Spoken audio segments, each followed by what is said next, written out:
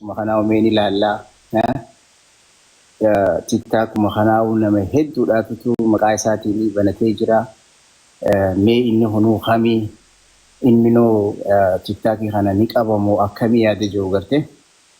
Kanuma hundaafuu mee waanuma kanaa warra anummaan as bahee isaaniifis mee fakkeenyaa ta'u ani waa'ee TikTokiitii fi waa'ee sooshaal miidiyaa kanallee hedduu raawwannan jiran yooniin seenee ilaalee Feesbuukni sanilleen yeroo gargaarsaa fi haalli tokko tokko onlaayinii irratti yoo wanni maxxanfamu laalumaa fi malee nama sooshaal miidiyaatii miti.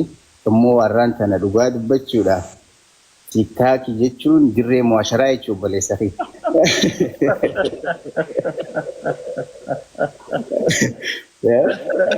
Kanaaf har'a dirree mu'asharaa tanarratti argamee amma warri gartee cicciree fuudhee sagalee xiyya tana gartee facaasuu fi kanatti hofluu fi kana qoosuufu si galtee warrummaan koomadiidha jaamtu uzuliyuu fi kasoonkoo fi tajaajiltuu sunii fi hundinuu warraan tanagaa haa oowwifatanii hojjeeti.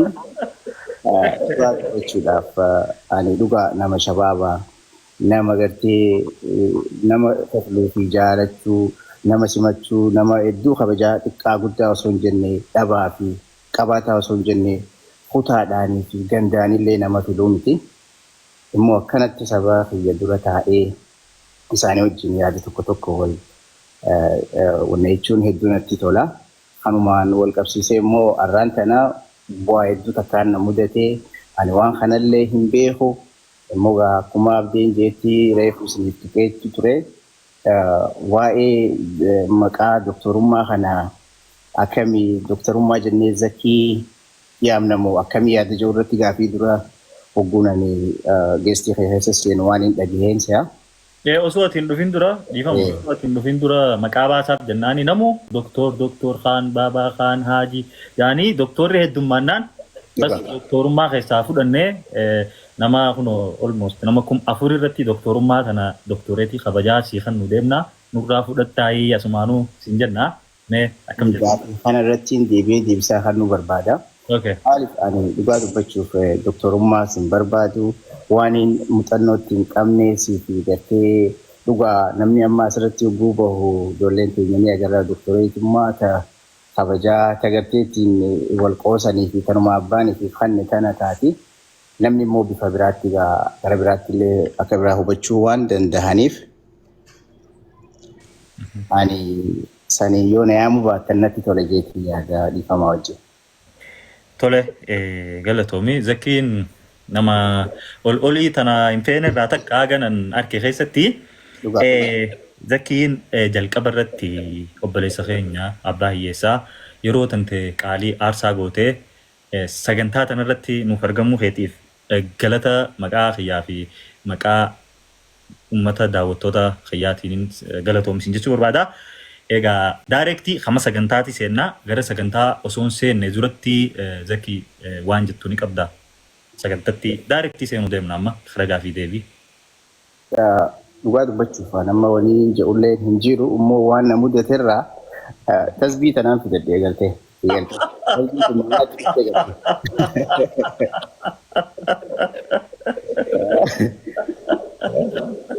Maaliif fidatte Zakii tasbii? Dhugaa tasbiin tun wanni irratti dhuftee fi har'a Zakiin paablika irra bahee namni irra akkuma reefu jeesanitti uzuliyuu fi maarree fi gartee kasoonkoo fi wii jechuun tun hundinuu har'aan tana yaa rabbi ofaan namaa jalaa na baasi jecha kiyyallee kan ofaanii bahu gartee kalaama namni illee itti gammadu kagaltee dhiiraa dhalaa osoo hin jenne isaanillee itti gammadan rabbi na haa godhu anallee haa tokkummaa namaatii fi jaalala namaaf raabsu rabbi na haa godhu yaada jiru irratti kana fidadhee jechuu barbaadeeti kana hara sagantaa naafettan irratti deemuudhaaf kan qabu banuun dandeessa. Okay. Galatoomii. Uummata keenya galatoomaa ulfaadhaadha. Taattaa fi ammallee itti fufaadha. Isin hojii teessan anis hojii tiyyan jalqabaa Zakiinis waan gaafatame irratti dhaabbatee inshallah deebisaa gaggaarii akka nu deebisu abdii qabna. Hanga xumura sagantaa keenyatti nu waliin turaan afeerraa keenya sagantaa bareedduudha. Galatoomaa ulfaadhaadha. Tole mee jalqaba irratti Zakiin eenyu maqaa kan kee guutuu yeroo takka do not disturbing godha telefoonni xiyyaanarra bilbilamu jira daqiiqa takka nu obsaadha dhiifama yeroo takka.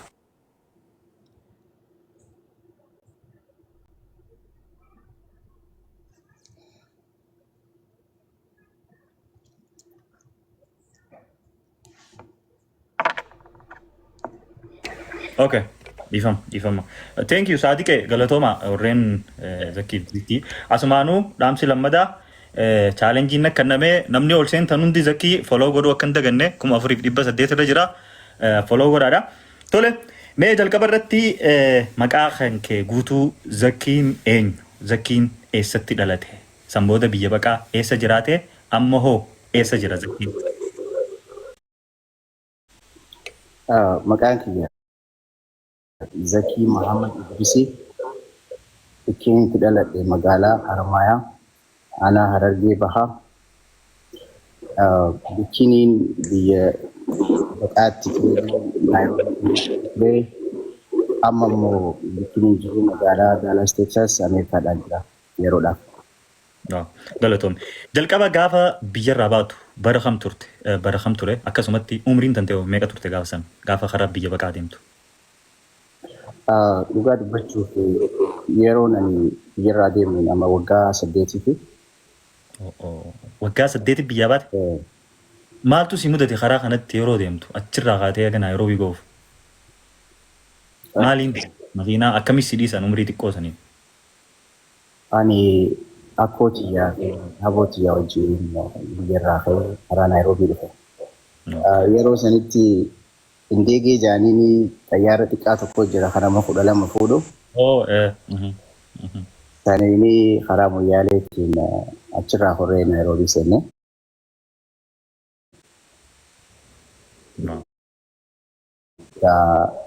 Yeroo sanitti wanni nama karaa kana haga Naayiroobii jirutti wanni kan jiru jechuudha. Maaliin nagaan ta'e alhamdulillah. Mashallah. Zakiin ijoollummaa isaa akkamitti dabarse? Maal irratti dabarse jetti gaafiin? Akkamiin dabarsite ijoollummaa hanqe? Ani ijoollummaa irraa eegalee hedduu nama daldala yookaan naggaduu waa godhuu jaallatu.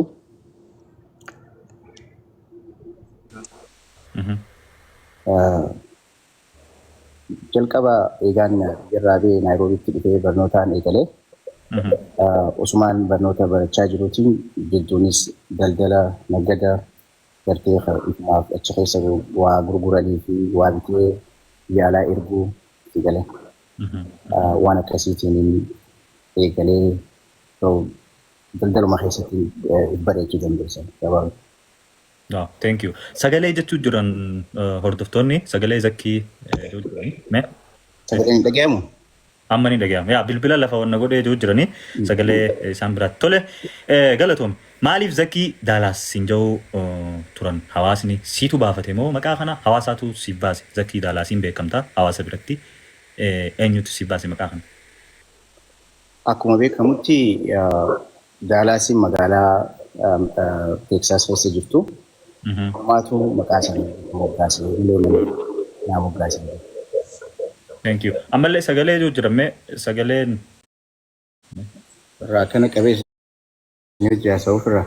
Akkanatti ammas laa.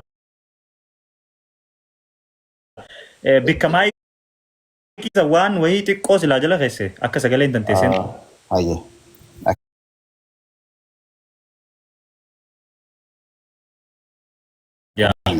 Akkana bareeddu amma sagaleen silaa.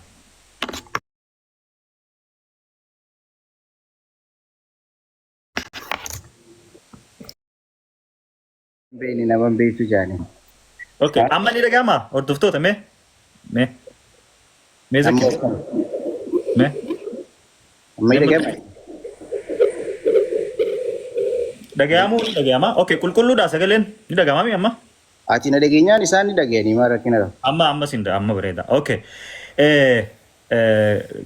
galatoomii ulfaadhu mee zakkiin karaa miidiyaadhaa akkamitti dhufuu dandeesse? Dhufi jennaan immoo dhufiinsa hawaasaan yookiin uummata biraatiin addaa dhufte. Dhufiinsa hawaasa keetii irratti maallaqa dhangalaasuu miidiyaa irratti footoon dantee mul'annaan zakkii nagana kan. Footoo dantee agarraan zakkii nagana kan. So dhufiinsa addaatiin dhuftee miidiyaa kana immoo dhufi jennaan bakka takkatti garagalchite. Zakkiin akkamitti karaa miidiyaa kana dhufuu danda'e jalqaba. Akkasumatti eefuma miidiyaa irratti dhufe zakkiin hawaasa isaatiif gumaacha ka'ee gale nuti gaa miidiyuma irratti agarutti jirra. Mee kanaan wal qabatee jalqaba akkamitti akka karaa miidiyaa irratti namni akkanatti baasuu danda'e kanaan wal qabatee nu himi dura. Jalqaba waan hundinuu rabbuma biraahi. Ani dhugaa dubbachuudhaaf yeroo duraatiif namni qilleensa irratti na baase jaafeetu asinillee isa galateeffachuu barbaada.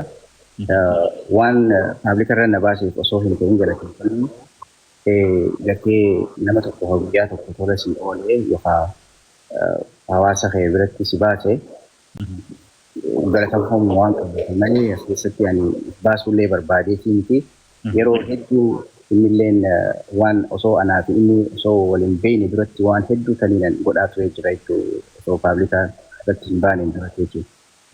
Kan amma inni waan kana hawaasaa fakkeenya taataa waan kana immoo si jalaan illee gatee namoota miidhaa ijoollee dargaggoota akka keenyaa kunillee barnoota irraa fudhachuu dandeenya biyya abbootii qabeenyaatii fi ilmuma namaatiifuu ati gartee tola ooltummaa ta'e sana beekuun hedduu gaariidha jee waan anis yaada san qabuu fi bifa sooshaal miidiyaatti yoo dhufte hedduu bareedanaan jennaaniin seene malee ani keessa kanallee waan hin dalaguu fi waan hin godhullee asirratti baasuu fi bu'aan asirraa harkadhullee hin jiru immoo yaallummaan kiyya hawaasni kiyyaa fi namni keenya ilmuma namaatu jechuu gartee ilma Oromoos ta'e saba biraatiis ta'e Islaama ta'e Kiristaana ta'e waaqeffataa ta'e nama kana hunda osoon addaan hin fille bikki rakkinni itti argamee fi bikki itti gargaarsatti barbaachisamutti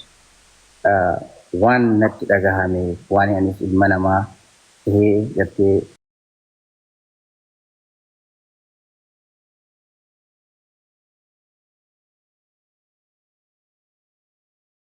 galateeffachuu. Thank you. Galatoomii jennaan jaaf seenas maanu. Mee of duuban si deebisaa jireenya kan kee keessatti dalagaan gata aantummaan ati dalaydee or wanni chaalenjiin dalaga irratti si qunnamtee dalagaan ati irraa gata aantu mana namaa taatoo waan addaa waan xiqqaan ati dalayte kan yaadattu keessaanii jira. Jalqaba Naayiroobitti gaafa namichi nama isha makaddaa kana biyya alaa erguu unsiilee biyya Arabaa tana tagartee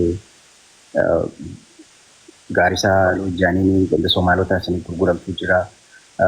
Waan gartee gawaalee adda addaa kanaan fuudhee ergaa ture jechuudha karaa biyya alaatiif Austraaliyaa, Kanadaa, Ameerikaa. UK kana kanaan erguu ture kana wani jalqaba hojirraa eegalee. Thank you. Zakkiin dhalataadhaan naannoon dhalataa Harargeeti. Ani immoo hangan argetti zakkiin yeroo gargaarsi jiru naannoo hunda bakka hunda ni dhaabbata. Namoonni tokko tokko immoo yeroon argu viidiyoolee garaagaraa zakkiin gandummaa qabaa naannoo Harargee malee hin gargaaruu jaan. San irratti zakkii maal jettu? Yeroo uummanni rakkate ati rakkataa Harargee qofa bira dhaabbattamoo rakkataa hunda bira jirta? Dhugaa dubbachuuf abdii fayyaa waan namni asirrattis arguu danda'u. Ta'usoo namni asirratti hin arginani dhuunfattee keessaan godhuustu irra hedduudha. Walumaa galatti waan nama akkuma reefu jeeti Islaamaa, Kiristaanaa, waaqeffataadha, Oromoodha, Amaaraa, Soomaaleedha. Saba biraati jee nama hin filu nama hundaa waan ijuma takka ilaaleetiin gargaara. Thank you. Galatoomii namoonni waan kana dhageessan viidiyoo biraatu ni gootanii viidiyoo akkanaadha riikoordii godhadhaatii bakka hunda waliin gahaadha because ololli akkanaa yeroo garii ni deema waan ta'eef tole galatoon asumaanuu waan tokkoon dhagee uummanni mana warreen koomantiin gidduun sagalee akkana kaneettan sagaleen dikkitti akka dhaga'amu waan harkutti hin jira piliis yoo dandeessan koomantiilee akkas akkasii godhinaadha dhiifaman of kolchaadha. Mee asumaanuu zakkii waan tokkoon dhagee zakkiin mudannoo boqottuu isa mudatte takkaatu jira jedhaniiti naa himanii dooraala Ameerikaa 600 ol maatiin isaatiin jalaa dhoorkamee akkasumatti karaa maallaqa Itoophiyaatti yeroo deebisnu karaa miiliyoona 100tti waan tilmaamamu jalaa qabaniiti akka malee godhanii jaan sun immoo maatuma keessaan wanni akkanaadha irratti tahee jaan zakkii wanni kun hagam takka dhugaadha wanni akkanaa mudannoon akkanaa si mudatee maallaqa hagana gahu namni akkamitti nama dhoorkachuu danda'a san booda akkamitti haate maaltu si mudate waan kanarraa wanni kun jalqaba dhugaadha yoo dhugaate akkamitti ka'uu dandeessee maaltu irraa si mudatee maal irraa baratte waan kanarraa. Dhugaadha wanni sanii ni jira madura interview gabaabduu jaafeetuuf na godhe irratti illee ibsee ture immoo fageenyaan yoo nama dubbadhe nama hundaatillee barnoota ta'a. Dhugaani aanaa kiyya nama na dhiyaatu jaarsa isiitii fi habootiya maqaa isaanii illee asirratti ta'uu maallaqa kanallee kan osoon isaanitti hin kanniin dura beeki maallaqni kun nama alagaa nama dhalaadhaa sigaltee isilleen haa galatumtu saadaa jaaniini haadha warraa Zakariyaati magaaluma nuti jiraannu kana keessa jirti isilleen dhugaa dubbachuuf asiinillee galatumfachuun barbaada. Maaliif isiin tun obboleettuma rabbiiti nama kuma faamiliitti walitti dhiyaannu. Kana bira yoo xiqqaate waggaa caalaadha malee inni kun isin bira ta'aa ture. Anamma gaa haalli yeroo sanitti naaf mijaa waan turre isin biraa illee fuudheetiin akkasitti isilleen nama amanamu jettee yaaddu nama habooti jettee amanu faamilii hedduun qaba baay'ee asirraa Kanadaa fi Ameerikaa hedduu jira. So nama amma silaa faamilii biyya keessa namni nama bira kaayyadha jee yaade kunillee isilleen nama amanamaadha. So dhuma rakkina hin qabu yoo eegaatis isii bira kaayyachuu barbaadde isii san bira jetteetiti maqaa isiitis naa dhoytee anillee inni sun biraan kaa'u deeme jee akkasii waan san fuudhee bira kaayyachiif ijaarsa abooti jaa kana bira jechuudha. Fuudheetti geessee yeroo sanitti nama gartee ani faamilii kiyyaa aanaa kiyyaa nama gartee waan hunda daran caalaa anaaf ta'u nama jeetiin nama kiyya abdattee waan san isaan bira geessa. Amma bikka kana garaagarummaa nama keetiitii fi nama alagaa gidduu jiruun ibsuu barbaadeetti galee. Namni alagaa jechuun waggaa tokko maallaqa bira taa'ee ture naa kannanii fuudhee bikka biraa faamilii kiyya bira geessee aanaan kiyya immoo baatii 2-3 keessatti natti taphatanii gartee bu'aa bahii meeqa keessa na dabarsanii maallaqa kana manguddoo fi sheekotanii fi namoottan isaanii dhiyaatu. Ani itti himatu hin jiru.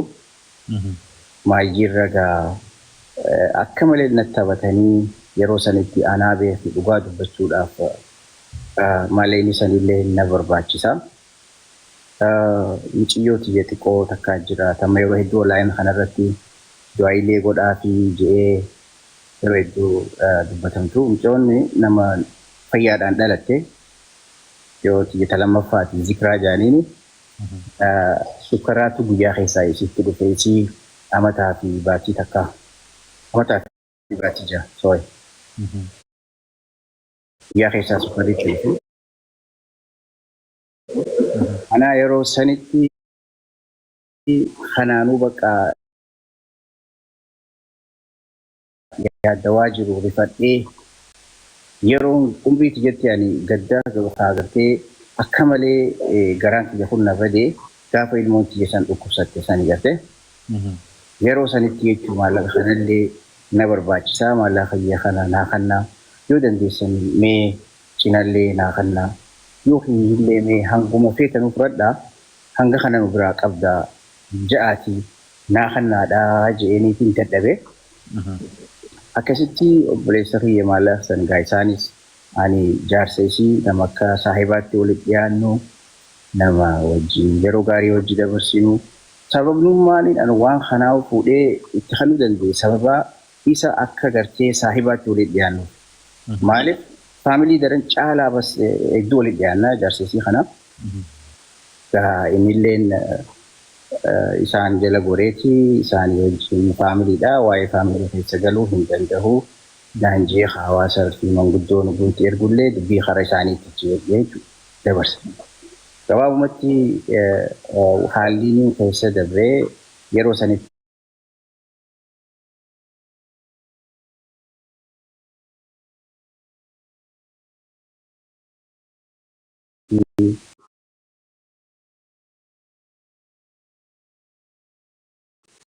sila akka isaan ittiin na fadhanii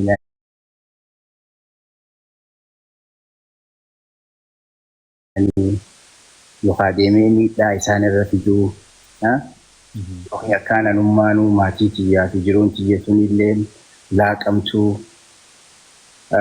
yookaan akkaan ummaanuu if waa godhuu yookaan akkaan gartee waa hedduullee asirratti yoona jechuullee hin barbaadu